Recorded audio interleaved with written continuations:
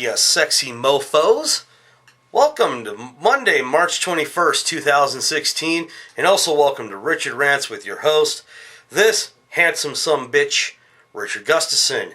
Now, of course, your topic today is going to be dating, and this, and no, I'm not dating. Sorry, guys. I apologize for that, but I'm not dating. But that's okay. I will soon, once I get finished or find time away from projects I'm doing, because I also screenwrite. Anyways, my topic is about dating. Now, what I've got here on this lovely piece of paper is the definition of dating. So bear with me here. Get ready. Dating, the definition, is part of the human mating process whereby two people meet socially for companionship beyond the level of friendship, and with the aim of each assessing the other's suitability as a partner in an intimate relationship or marriage. Does that sound fun to you? No, because it's a definition. Definitions are not supposed to sound fun. What does sound fun is different ways you can date. Now, one of the things is blind dates. Now, blind dates to me are pretty cool because it's almost adventurous. It's like you don't know what you're getting into. The thing about blind dates for me is this, is at the end of the blind date, we kind of get the awkward moment like this, where it's, okay, what do we do next? Or if it gets fun, you can plan different things, and then we can spin it all, and you know where to go there, kids. Don't you? Absolutely. Yeah, you do. Yeah, you do. Quick story about blind date. I had a friend of mine who put me on a blind date. What he did not know was that the person I went on the blind date with, I already dated before. So that was kind of interesting. And it made for awkwardness because if I didn't want to date her the first time, what would make me want to date her the second time? But it was all fun, though. We all had a good laugh. Laughs. One of the things I've also noticed, too, was that people still use this. It's 2016, and there are websites and social networking sites that I will talk about later on, but people still use classifieds. It's weird. It's like the classifieds that you see for, like, maybe, like, washer and dryers that are, like, $15 or best offer. Or, you know, there's a picture of a 2000 Honda Civic that's on bricks, and the guy's, like, in excellent shape. Same thing. It's weird. I don't want to find my potential mates in a classified right next to that. But I will say, though, if I was to use it, here's what mine would say. Mine would say, 38-year-old, very handsome YouTube host, comedian and screenwriter, looking for a lovely mate, preferably a woman, ages 18 to 40. Must love professional wrestling. There we go. That will get me a date. Or get me in trouble. But classifieds, yep, it's 2016. People still find them. That's their deal. That's their business, okay? Also, I did a little bit of research on it. Hobbies. Now, if you have a hobby and you see somebody that might have the same likes for you for those hobbies, you know what? That's a good way to start dating and start connecting. Because my hobbies include, well, besides watching professional wrestling, is also cooking and watching movies. Some people like hobbies such as stamp collecting. Some people like hobbies like, you know, trying to, I don't know, bust jokes about me online, which is a fun hobby. I do that myself. So anyways, yeah, you can find a potential mate with your hobbies. But there's one thing that I strongly am against. It's office romances. It's basically finding your future mate at work. Oh my God, no, don't do that. Okay? Because a great example of that would be, you know, here's me and here's Aubrey. Okay? Say I'm dating a girl named Aubrey and I really like her. So, this girl, Aubrey, winds up actually getting a promotion in my department. So I'm below Aubrey.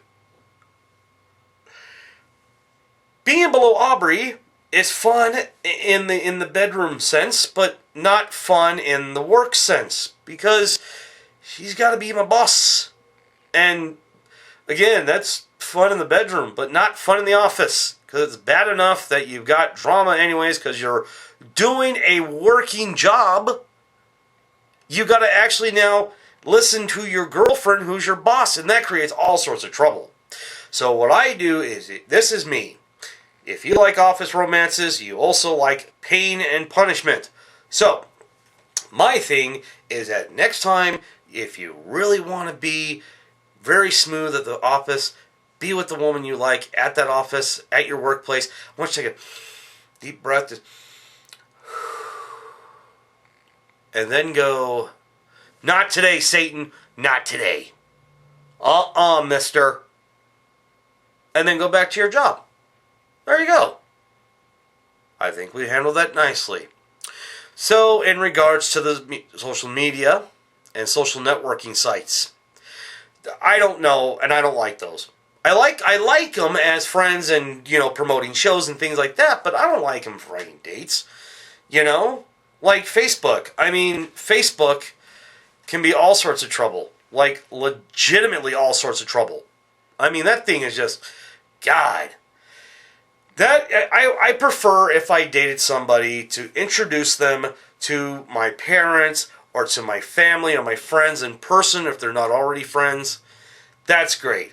I don't want them to discover my friends on Facebook because it will cause a chaos of wanting to see them in person, and then she'd be like, I seen your sister's Facebook. I did not know that she owned that many cats. And I'd be like, damn. Because I can't explain why my sister would own so many cats. It's an example. Just an example. I probably think, nothing wrong with owning cats. But you see my point. Twitter's not bad. But it's not bad for just practicing jokes, promoting shows, things like that.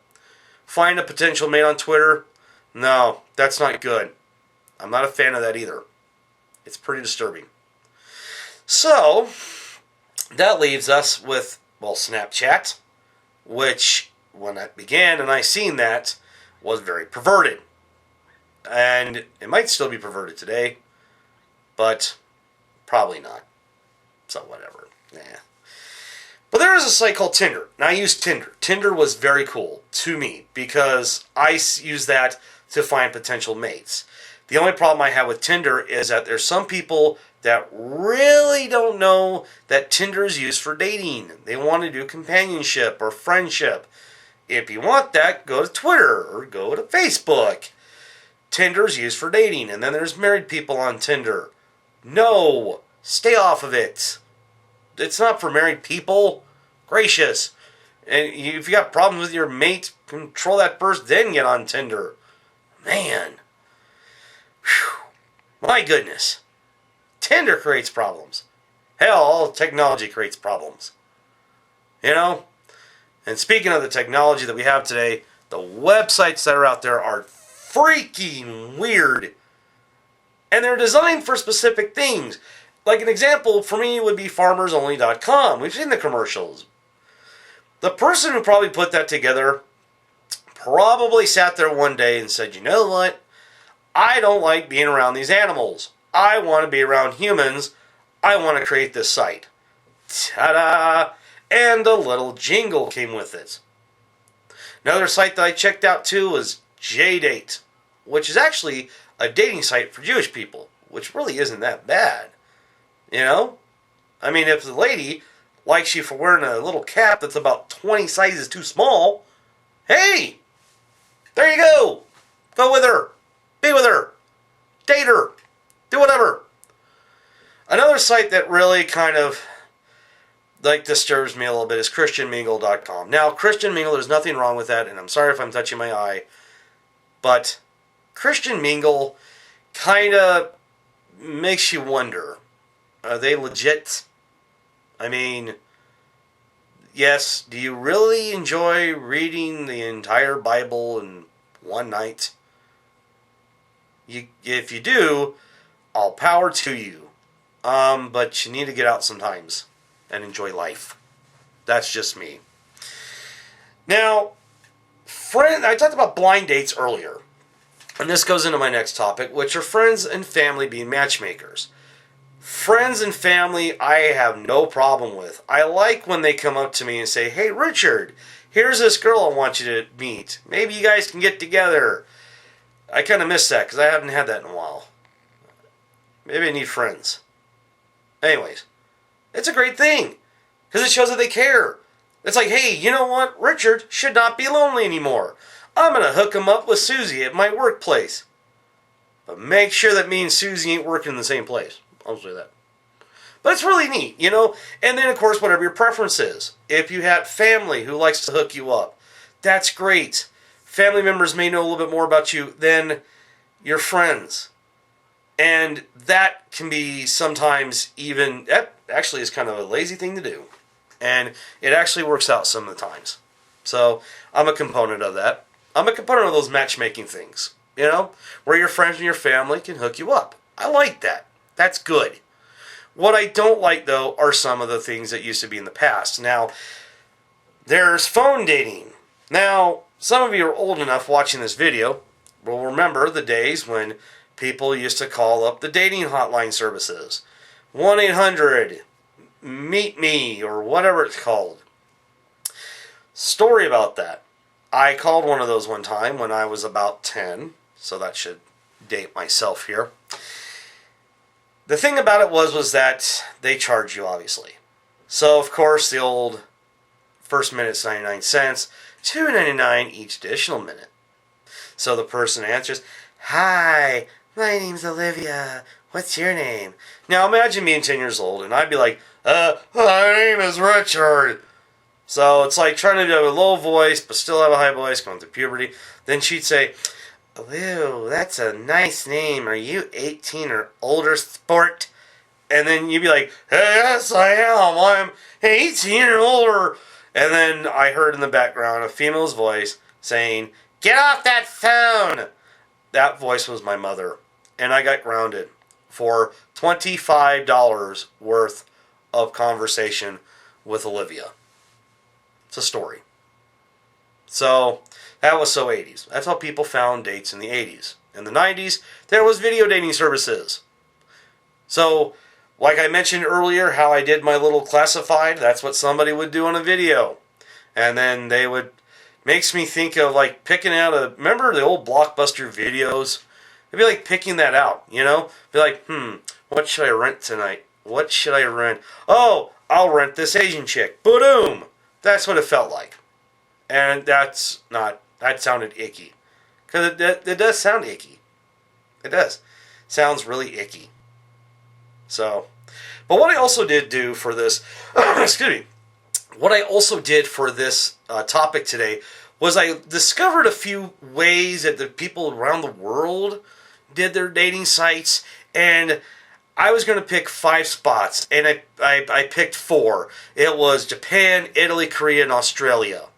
And how that worked out was I had a monkey throw darts at a map, and it hit Italy, and it hit Japan, and it hit Korea, and it hit Australia, and then it hit the Indian Ocean.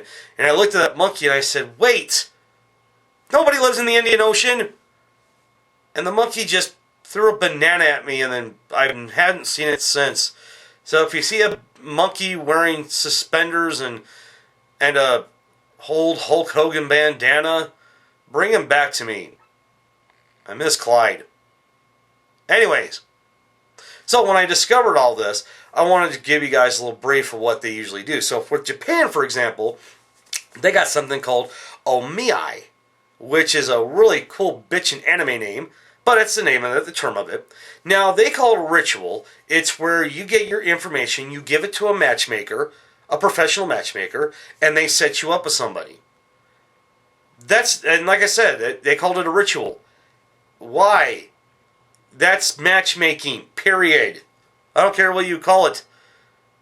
And if I did make an anime show, I would actually name one of my characters Omiai, because that sounds pretty cool.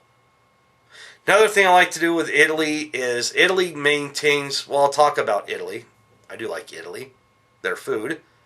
I'll also talk about their dating rituals, because they actually maintain a pretty conservative style, and the men actually promote it first. They do the first move, like we do here in America.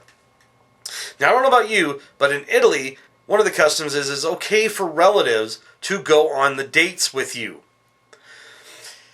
Whew! No! I don't want to bring my relative with me on a date with my girl. That's me. But it's fine in Italy. And I'm not going to complain about Italy too much because they have delicious food. Now, Korea has all sorts of dating rituals. So I'm just going to go with one. And what I'm going to do is I'm going to talk about the teenagers. Because I believe the children are our future. Teach them well and let them lead the way. Now, teenagers date to get some consultation over worries, to be more mature, and to also know the difference between boys and girls. I have been doing dating wrong forever after reading this. These teenagers know what's up. I've been dating to find a potential wife and hopefully to get some sensual interrelations with a sexy lady person. These kids knows what's up. They want to know the difference between a boy and a girl. They want to know the difference between what's, I guess, right and wrong in dating. They need somebody to talk to. And I guess also to be mature. So, wow. Korean teenagers are more mature than me. Man. Anyways, my final country that I picked was Australia. What I discovered was Australia is like us in the United States. Only they have sexier accents and cooler accents. Kind of like Britain. So, that's all I discovered with Australia. So there you go, folks. That is today's topic of dating. I hope you enjoyed the video.